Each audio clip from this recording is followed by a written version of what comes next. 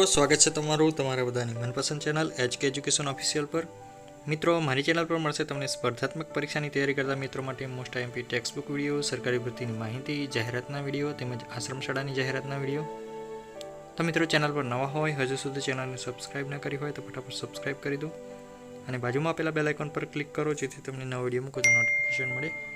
આજનો વિડીયો છે મિત્રો આશ્રમ શાળાની જાહેરાતનો, જેની અંદર ભરૂચ જિલ્લાની આશ્રમ શાળાની અંદર બે જગ્યા પડેલી છે। ડિટેલની અંદર જોવાના છે તો વિડીયોને સ્કીપ ના કરતા વિડીયો અંત સુધી જોજો મિત્રો। ભરૂચ જિલ્લા રચનાત્મક ટ્રસ્ટ સામરપાડા સંચાલિત આદિજાતિ વિકાસ વિભાગ, ગુજરાત રાજ્ય, ગાંધીનગરની માન્યતા પ્રાપ્ત આશ્રમ શાળા નેત્રંગ, તાલુકો નેત્રંગ, જિલ્લો ભરૂચ, ધોરણ 6 થી 8 માટે વિદ્યાસહાયકની ટોટલ 2 જગ્યા ભરવા માટે મદદનીશ કમિશનર આદિજાતિ વિકાસ ભરૂચ દ્વારા NOC 6/12/2023 રોજ મળેલી છે અને તે અનુસંધાને અરજીઓ મંગાવવામાં આવેલી છે ઉમેદવારો પાસેથી।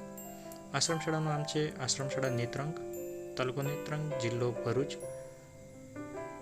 પહેલી જગ્યા છે આર્થિક નબળા વર્ગ માટે EWS લાયકાત ધરાવતા કેટેગરીમાં આવતા ઉમેદવારો માટે। લાયકાત છે BA BEd અથવા તો PTC થયેલું હોવું જોઈએ BEdની જગ્યાએ। વિષય છે સામાજિક વિજ્ઞાન। 6 થી 8 વિભાગમાં ટેટ 2 પરીક્ષા પાસ કરેલી હોવી જોઈએ ફરજિયાત। બીજી જગ્યા છે અંગ્રેજી વિષય માટે, રોસ્ટર ક્રમ 11 છે અને કેટેગરી છે અનુસૂચિત જનજાતિ એટલે કે ST ઉમેદવારો માટેની જગ્યા છે।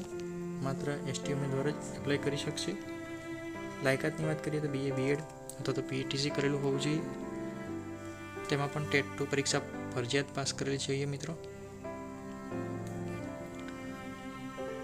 આશ્રમ શાળાની ભરતીના નિયમો જોઈએ તો ઉપરોક્ત જગ્યા માટે લાયકાત ધરાવતા ઉમેદવારો શાળા છોડ્યાનું પ્રમાણપત્રથી લઈને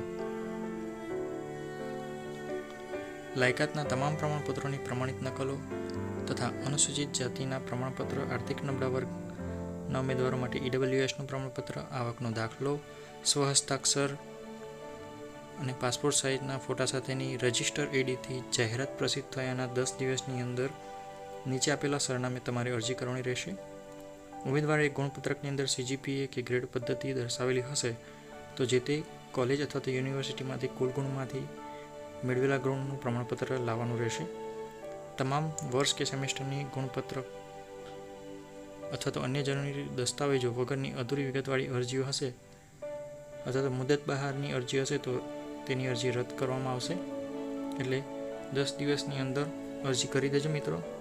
આજે પેપરની અંદર જાહેરાત આવી છે તો 10 દિવસની અંદર અરજી કરી દેવાની છે। ઉપરોક્ત લાયકાત એ લઘુત્તમ લાયકાત છે।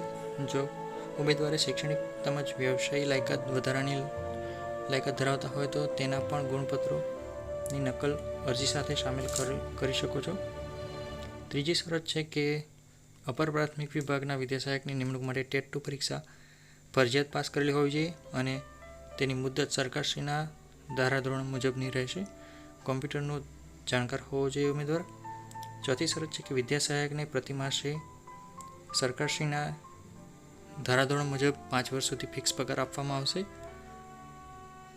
અનુસૂચિત જનજાતિની આશ્રમ શાળા હોય અને સરકારશ્રીના આદિજાતિ વિકાસ વિભાગના ધારાધોરણ મુજબ આશ્રમ શાળામાં ઉમેદવારે ફરજિયાત રહેવાનું રહેશે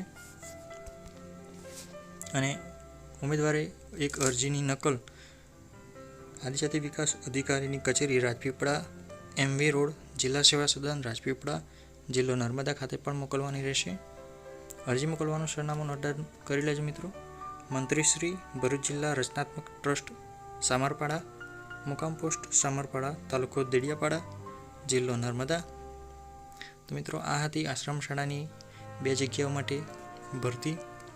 વિડીયો ગમ્યો હોય તો લાઈક કરજો, તમારા મિત્રો સુધી શેર કરજો અને આવા જ આશ્રમ શાળાની જાહેરાતના અને એજ્યુકેશનના વિડીયો માટે ચેનલ સબસ્ક્રાઈબ કરવાનું ના ભૂલતા।